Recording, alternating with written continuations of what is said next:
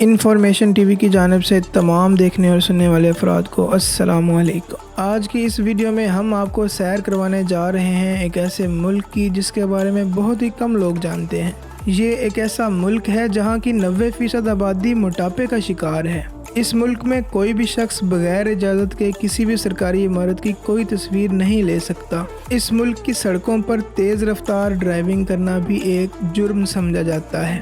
بات ہو رہی ہے ایک ایسے ملک کی جہاں 171 کے قریب آئرلینڈ بھی موجود ہیں۔ اس ملک کے شہری ڈانس کرنے کے بھی کافی شوقین سمجھے جاتے ہیں۔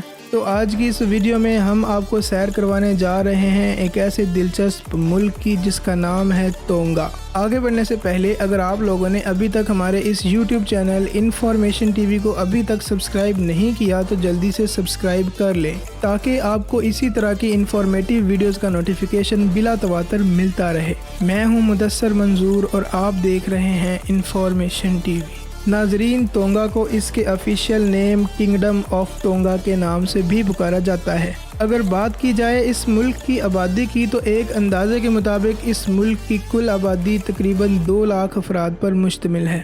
آپ کو یہ بھی بتاتے چلیں کہ تونگا نے 4 جون سن 1970 کو برٹش سے آزادی حاصل کی تھی۔ تونگا میں راج کرنے والے سب سے پہلے بادشاہ کو تونگا توئی کے نام سے جانا جاتا ہے۔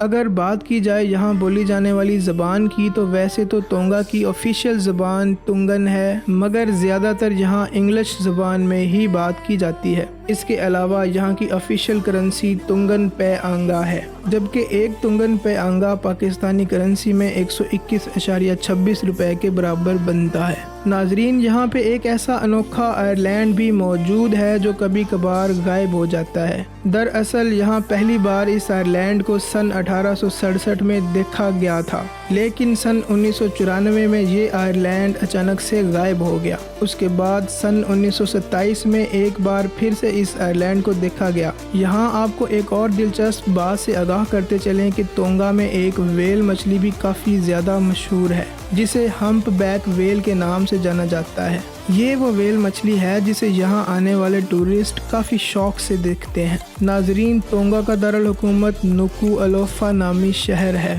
جبکہ اس پورے ملک کی تقریباً 30 سے 35% تک کی آبادی اسی شہر میں ہی رہنا پسند کرتی ہے۔ تونگا ایک ایسا ملک ہے جس میں تقریباً 171 کے قریب آئرلینڈ موجود ہیں، لیکن ان میں سے صرف 35 ہی رہنے کے قابل ہیں۔ تونگا میں زیادہ تر عیسائی مذہب سے تعلق رکھنے والے لوگ ہی آباد ہیں۔ یہی وجہ ہے کہ یہاں زیادہ تر عیسائی مذہب کی ہی عبادت کی جاتی ہے۔ یہاں کے لوگ زیادہ تر پپیتا، ناریل، کیلے اور اس کے علاوہ بہت سی چیزوں کی کھیتی باڑی کرتے ہیں، جبکہ اس ملک کی آمدنی کا انحصار بھی زیادہ تر کھیتی باڑی پر ہی ہے۔ لیکن اب اس ملک کو دن بدن پہلے سے بہتر کیا جا رہا ہے۔ ناظرین، اگر نظر دوڑائی جائے تونگا کے لوگوں پر تو یہاں کے 90% لوگ موٹاپے کا شکار ہیں، اور یہ دنیا کا سب سے دوسرا بڑا موٹے لوگوں کا ملک بھی مانا جاتا ہے۔ دراصل یہاں کے لوگوں میں کافی زیادہ موٹاپے کی ایک بڑی وجہ یہ بھی ہے کہ یہ لوگ آئل اور چربی والے کھانوں کا کافی زیادہ استعمال کرتے ہیں۔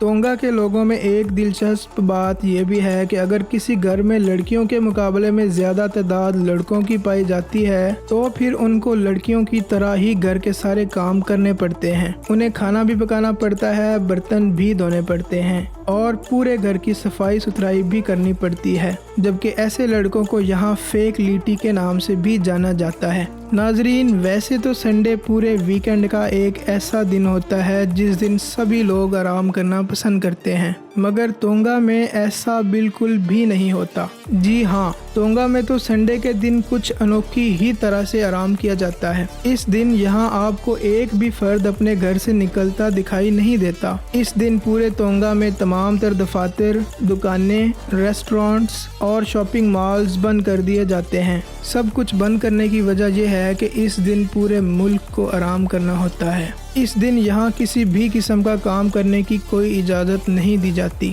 ناظرین، تونگا میں ڈانس بھی کافی شوق سے کیا جاتا ہے۔ یہاں کا قومی ڈانس لکا لکا کے نام سے مشہور ہے۔ اگر بات کی جائے یہاں کے کھیلوں کی تو یہاں باکسنگ کا کھیل کافی شوق سے کھیلا جاتا ہے۔ नाजरीन, इस मुल्क में जराइम की शरह ना होने के बराबर ही समझी जाती है, मगर फिर भी यहाँ रात के वक्त मर्द और ख़वातीन कम ही बाहर निकलती हैं। शायद इसकी एक बड़ी वजह ये भी है कि यहाँ का कानून भी काफ़ी सख्त समझा जाता है। टोंगा में कोई भी शख्स बगैर इजाज़त के किसी सरकारी इमारत की तस्वीर नहीं ले सकता। यहाँ की सड़कों पर तेज़ रफ्तार ड्राइविंग करना भी जुर्म समझा जाता है। लेकिन आप ये बात भी जान लें कि टोंगा में मेडिकल ट्रीटमेंट काफ़ी कम पैमाने पर है। यहाँ छोटे मोटे इलाज तो किए ही जाते हैं, मगर अगर किसी फ़र्द को कोई बड़ी या सीरियस बीमारी लाहक हो जाए तो उसे फौरी तौर पर न्यूजीलैंड मुंतकिल किया जाता है। नाजरीन, मैं उम्मीद करता हूँ कि आपको आज की ये वीडियो पसंद आई होगी। अगर आपको आज की ये वीडियो पसंद आई हो तो इसको लाइक और चैनल को भी सब्सक्राइब कर दें।